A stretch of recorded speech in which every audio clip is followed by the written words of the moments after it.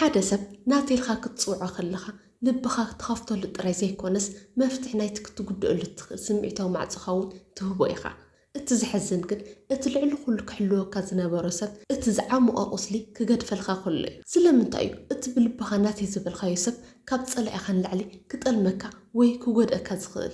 إزي سلمتاي كم زخونن نزلو البونو مستر بخامي كنردو كم زلنا حجي بعمقوت كنرينا سلام إز channel سنلبوناي إز مدب زساند الخم دما أنا حفتكم ليدي نز channel حدش نتقنكم سبسكرايب كور زعمو أفقر زلو بوتا زعمو أصل كله قدني بصح السبات سلمتاي زقود أني أب كنت فقر سلمتاي تلمتي ملسلي إلو محط يوم لومي كم سب متنطراي زي كونس كاب سنلبونا مرأيات بكيسة اتناتي تبلو سب نمتاي كم زهاسيكا وي كم زقودكا حموشتا كند مغنياتات كنقركاي قدامي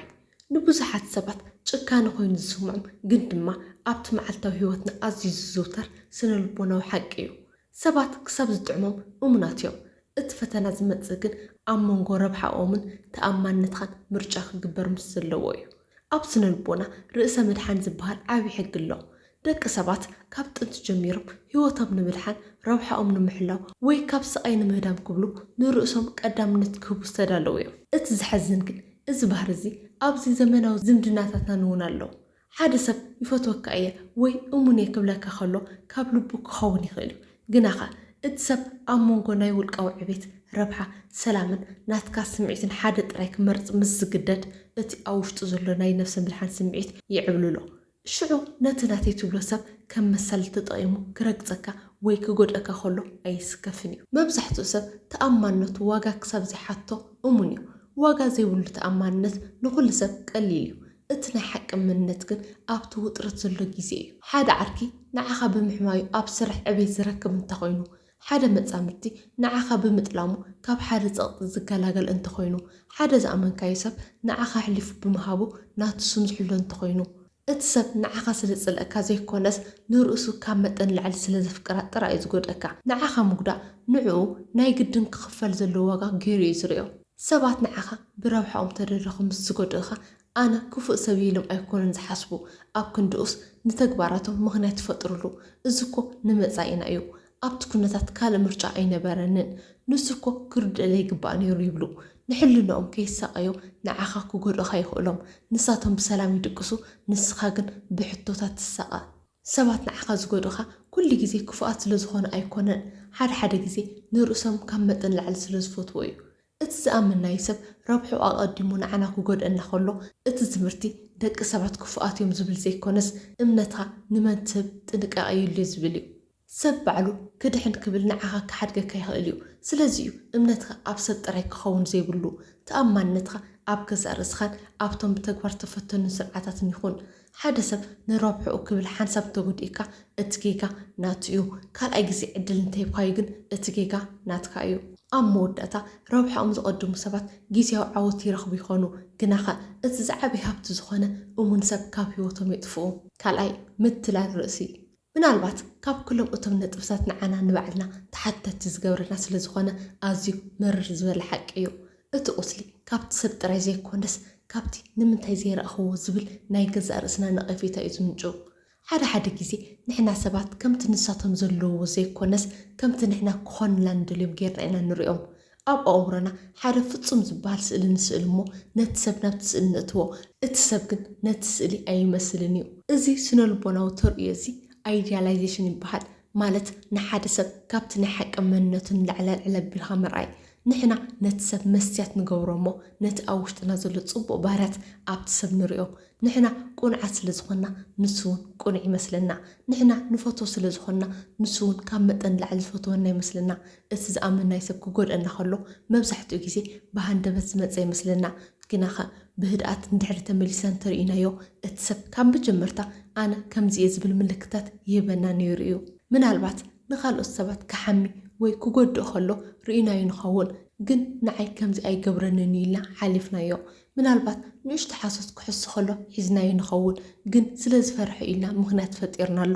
ምናልባት ስምዒትና ከቃልል ከሎ ተሰሚዒና ይኸውን ግን ባህሪኡ ኮይኑ ኢልና ሸፊናሉ እዚ ኩሉ ምትላል ርእሲ እዩ እቲ ሰብ ኣይተቐየረን እቲ ንሕና ዝፈጠርናዮ ናይ ሓሶት ምስሊ እዩ ዝፈርስ ዘሎ ኣብ ስነ ልቦና ሃሎ ኢፌክት ዝበሃል ኣሎ ሓደ ሰብ ሓደ ጽቡቕ ነገር እንተሃልይዎ ንኣብነት ጽቡቕ ትርኢት ወይ ንፉዕ ተዛራባይ ወይ ሓጋዝ እንተኾይኑ ኣእምሮና ብዘይፍላጥ ኩሉ ካልእ ባህሪኡ እውን ጽቡቕ ክኸውን ኣለዎ ዝብል ውሳነ ይውስን እዚ ድማ ነቲ ክፉእ ጎኑ ከይንሪኦ ከም መጋረጃ ይሽፍነና እቲ ዘሕዝን ሓቂ እዚ እዩ መብዛሕትኡ ግዜ ንሰባት ክንፈቶም ከለና ዓይኒ ልብና ይዕወር እቲ ዝኣመናይ ሰብ ክጎድአና ከሎ እቲ ዝተሰበረ ልብና ጥራይ ዘይኮነስ እቲ ንሕና ዝፈጠርናዮ ናይ ሓሶስ ምስሊ እውን እዩ ሎሚ ክነግረካ ዝደሊ እቲ ሰብ ስለ ዝጎደካ ንርእስኻ ኣይትውቀሳ ንስኻ ፅሩይ ልቢ ስለ ዝነበረካ ኢኻ ፅቡቕ ጥራይ ክትርኢ ዝደለኻ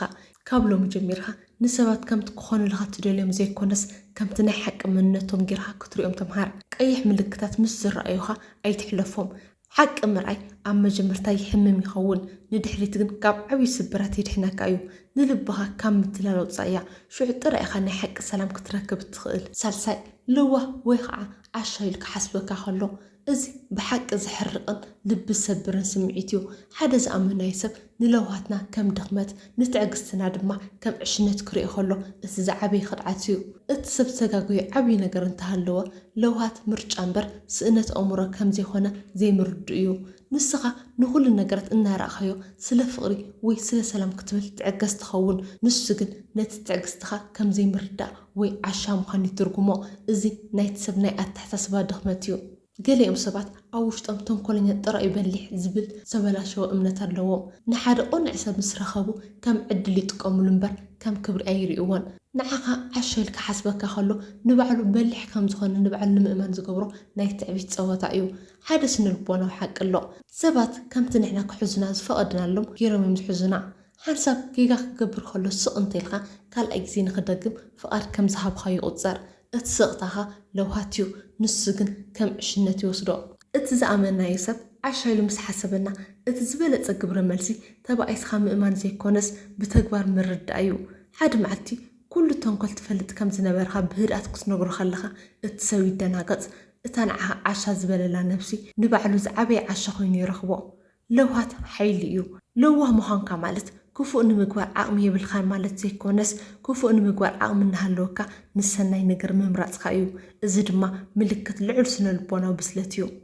ሰባት ዓሻ ኢሎም ክሓስቡካ ከለዉ ንስኻ ግን እናረእኻዮም ስቕ ትብል እንተሊኻ ንስኻ ንዓኣቶም ተፅንዖምለኻ ማለት እዩ እቲ ዝዓበየ በሊሕ እቲ መወዳእታ ዝስሕቕ እዩ ለዋህ ኩን ግን ድማ ተንኮል ክትፈልጥ ኣለካ ለውሃትካ ናብ ፅኑዕ ውሳነ ክቕየር ከም ዝኽእል ኣርእዮም ሓደ ሰብ ለዋህ እዩ ስለዚ ክጥቀመሉ ይኽእል ኢሉ ክሓስብ ከሎ ንባዕሉ እዩ ኣብቲ ዝዓበየ መፈንጠር ዕሽነት ዝእቱ ዘሎ ምክንያቱ ለዋህ ሰብ ሓንሳብ ምስ ጨከነ ዳግማይ ናብቲ ዝነበሮ ፍቕሪ ኣይምለስን እዩ ራብዓይ ዶብ ዘይምህላው ሓደ ብጣዕሚ ፅቡቕን ዝስሕብን ገዛ ከም ዘለካ ሓሰብ ኣብ ውሽጡ ክቡር ንብረት ሰላምን ፍቕርን ኣለዎ ግናኸ እዚ ገዛ እዚ ኣፍ ደገ የብሉን ሓፁር የብሉን መሸፈኒ መስኮት እውን የብሉን ዝኾነ ሰብ ኣብ ዝደለየ ሰዓት ብዘይ ፍቓድ ክኣቱ ክወፅእ ንብረትካ ክትንክፍ ክሳብ መደቀሲ ቤትካ ክኣቱ ትፈቅድ ኣለኻ ብዛዕባቶም ዝኣትዉ ሰባት እንታይ ትሓስብ ኩሎም ሸፋቱ እዮም ማለት ድዩ ኣይኮነን ገሊኦም ብጌጋ ይኣቱ ገሊኦም ብልማድ ይኣቱ ገሊኦም ድማ ስለዘይተኸልኸሉ ጥራይ ይኣቱ እቲ ገዛ ግን ይረክስ እቲ ሰላም ይዝረግ ንብረትካ ይባላሾ እቲ ፀገም ናይቶም ዝኣተዉ ሰባት ጥራይ ዘይኮነስ እቲ ኣፍ ደገ ዘይገበርካሉ ናትካ ፀገም እውን እዩ ሰባት ብባህሪኦም መስመር ወይ ከዓ ዶብ ክሳብ ዘይተገበረሎም ንቕድሚት ምጓዓዝ ባህሪኦም እዩ ሓደ ሰብ ንፈለማ እዋን ዶብካ ጥዕሱ ንእሽቶ ጌጋ ክገብር ከሎ ስቕ እንተኢልካዮ ኣእምርኡ እዚ ቦታ እዚ ፍቕድ እዩ ዝብል ምልክት ይረክብ ብዘይ ፍቓድካ ውሳነ ክውስን ከሎ ስቕ ትብል ብመንነትካ ክላገፅ ከሎ ዋዛ ኢልካ ትስሕቕ ግዜኻን ጉልበትኻን ክምዝመዝ ከሎ ፍቕሪ ኢልካ ትሓልፎ ብኸምዚ ኣገባብ ንስኻ ንበዓልካ ንሰባት ከመይ ገይሮም ከም ዝጎድእካ ትምሮም ለኻ ሰባት ከመይ ገይሮም ክሕዙና ከም ዘለዎም መምርሒ ንህቦም ንሕና በዓልና ኢና ዶብ ምስ ዘይህሉ ድማ እቲ ዝኣመናይ ሰብ ከይተርድኦ መጥቃዕቲ ይጅምር ብዙሓት ሰባት ዶብ እንተገይራ እቲ ሰብ ክርሕቐኒ እዩ ወይ ክፀልአኒ ኢሎም ይፈርሑ ግን ሓደ ሓቂ ክነግረካ ንፁር ዶብ ዘለዎ ዝምድና ንነዊሕ እዋን ፀንሕን ጥዑይን እዩ ዶብ ማለት ክሳብ እዚ ቦታ እዚ ክትመፅእ ትኽእል ኢኻ ካብዚ ንላዕሊ ግን ክትሓልፍ ኣይፈቅድን ምባል እዩ እዚ ንዓኻ ጥራይ ዘይኮነስ ነቲ ካልእ ሰብ እውን ይሕግዞ እዩ ምክንያቱ ኣበይ ደው ክብል ከም ዘለዎ ስለ ዝፈልጥ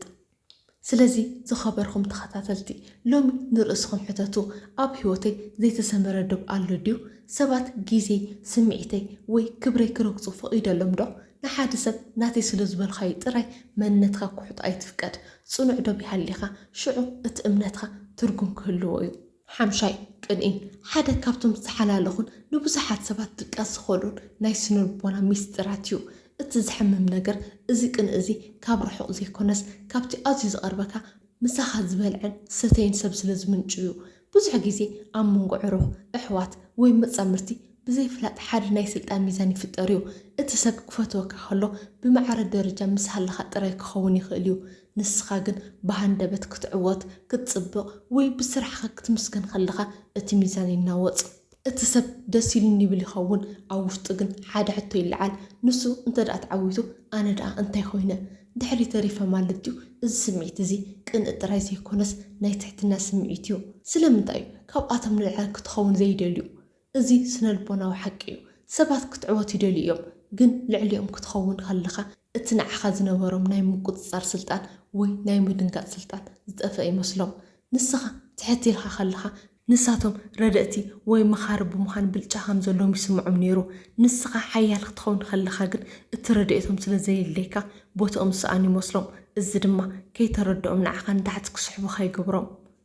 ስለምንታይ ካብ ፀላእ ንላዕሊ ዝጎድእ ካብ ፀላኢኻ ዛቕጢ ክመፅእ ከሎ ዋልታኻ ተልዕል ኢኻ ካብቲ ናተይ ትብሎ ሰብ ግን ፍቕርን ደገፍን ኢኻ ትፅበእ ኣብቲ ደገፍ ክትረኽበሉ ዝግባእ ግዜ ቁስሊ ክትረክብ ከለኻ ኣእምሮኻ ክቕበሎ ይፅገም እዚ ድማ ናይቲ ሰብ ምስሊ ጥራይ ዘይኮነስ ነቲ ኣብ ሰባት ዘለካ እምነት ብምሉእ ይናወፅ ቅንኢ ናይቲ ዝተቐንአሉ ሰብ መንነት ኣይገልፅን እዩ ንመንነት ናይቲ ቀናእ ጥራይ ዘቃልዕ ስለዚ ብርሃንካ ንሰብ ስለ ዝሕምዎ ጥራይ ብርሃንካ ይትጥፍእ ዝሓመመ ሰብ ክሕከም እምበር ንስኻ ክትሓምም ይብልኻን ክትበርኽ ከለኻ እቶም ንዓኻ ብሓቂ ዝፈትውኻ ብብርሃንካ ይጥቀሙ እምበር ኣይቃፀሉን እዮም ምእማን ሓደጋ ኣለዎ ግን ከይኣመንካ ምንባር ድማ ህይወት ኣይኮነን እቲ ቁም ነገር ዝኣመንናዮም ሰባት ክጎድኡና ከለዉ ንባዕልና ምውቃስ ዘይኮነስ ካብቲ ስብራት ተማሂርና ከመይ ጌርና ጥንኩራት ኮይና ክነብር ከም ዘለና ምርዳእ እዩ ንሎሙ ዘዳለኹልኩም መደብ እዚ ይመስል ኣብ ዝቕፅል ቪድዮ ብኻልእ ኣገዳሲ ኣርእስቲ ክሳብ ንራኸብ ሰላም ፅንሑ